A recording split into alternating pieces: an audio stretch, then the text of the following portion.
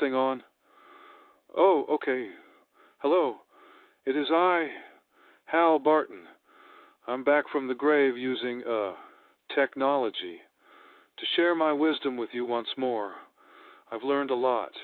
You know, I mean, since last we talked, you and I, from my new vantage point up in the heavens. I mean, boy, was I wrong about a few things, but none of that matters now. What matters is the present, and the present I am bringing to you today. Are you ready? Are you listening? Listen up, man. Okay, here goes. Get ready. Begin.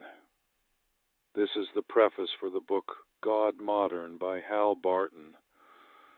Many people feel that God needs no explaining. Indeed, they feel that to bring God down toward purely human reason can but result in rolling God in the dirt of analogy, and that we shall end by producing a mud god of materialism, tempting people toward idolatry.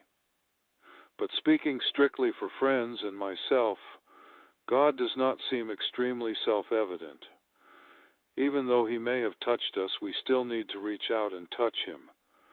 Yes, even if it means probing his very material traces. For those who find it hard to imagine that people exist who cannot reach out in some immaterial and mysterious manner and transcendentally perceive God, we beg your indulgence. But just for the purpose of this book, suppose that there really are people who see little or no solid evidence of God. Suppose just for a moment that there is no God in the imaginations of some people. Suppose there are persons who are trained to think only in materially based cause and effect relationships. How would you go about demonstrating God to them? Well, it is probably wise to start where the materialist's mental set is, because you cannot often expect the materialist to suddenly adopt your point of view. So, let us begin to search for God in this person's very own perceived universe, not in ours. Otherwise, we will not often be understood.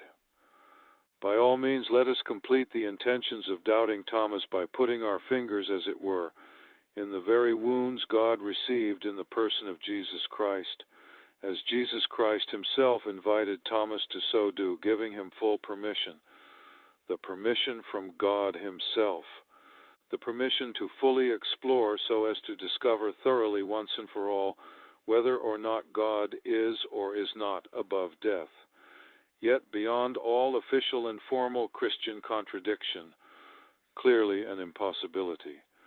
St. Thomas the Apostle is now living in heaven forever, close to God, who, if there is a God, loves him exactly as much as he loves Jesus Christ. If Thomas can get away with it, then rest assured that we also are free to explore to the utmost maximum of our curiosity without any fear whatsoever. So off we go searching. We will beg the question on the side of the materialist as often as we can, and hope that it will all be clear in the end when we will discover either that there is or there is not a God. This is the end of the preface for the book Godmodern by Hal Barton.